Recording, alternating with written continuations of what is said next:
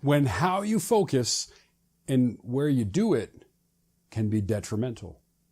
Hey everybody, it's Ed the Trainer, and we'll talk about it next, coming up on Tips on Tuesday.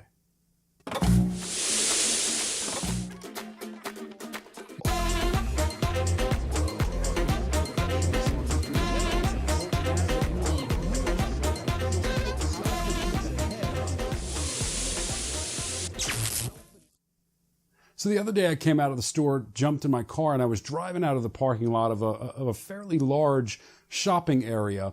And it seemed as though every crosswalk that I came upon, actually even before the crosswalk, I was confronted with a pedestrian who was walking across in front of me. Again, whether it was a crosswalk or not, staring at their cell phones. And when I say staring at the cell phone, guys, I don't mean they looked first and then began to walk and looked at their cell phones as they walked. I mean, they just walked right across the street without even a glance left and right to see if there was traffic coming.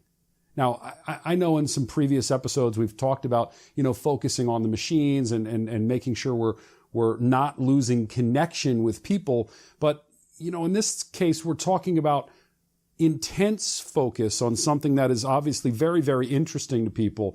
And that intense focus, when you take that outside and you start looking at how you apply it to things that are very important to you, can actually be good for you if you're focused.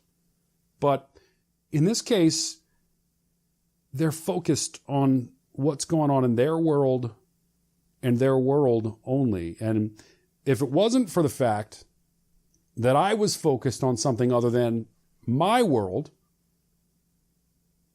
they might have been run over. And it's interesting that it happened again 3 times, 4 times in a row.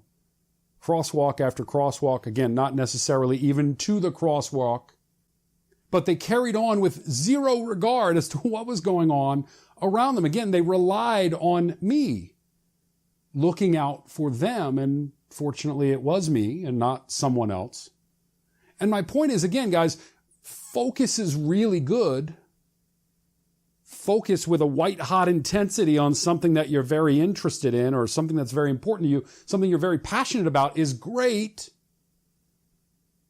But that focus, without regard to something else that's going on around the world, around outside, in the outside world, can cause you a little bit of issue if you're not careful.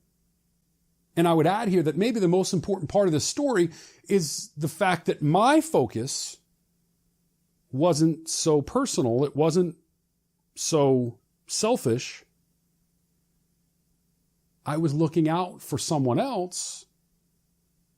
And perhaps in the real world, maybe our focus should be other people rather than this continual pattern that we're seeing, that people are more and more focused on themselves and not really concerned about anything else that's going on around them. And again, I'm not trying to get into any kind of a conversation as to whose focus or whose priorities take precedence over someone else's. That's not the point. The point is, we can think about other people. We can put other people first.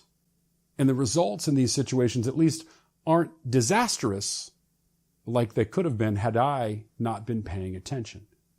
So this week, I just want to challenge everybody to occasionally think of other people first. Now, I know most of you on the channel, probably you are already thinking of others. But if you're in a leadership role, in a management role, in a parenting role, in a mentoring role, or maybe you're striving to be any one of those, I guess the key in all of it is put others first.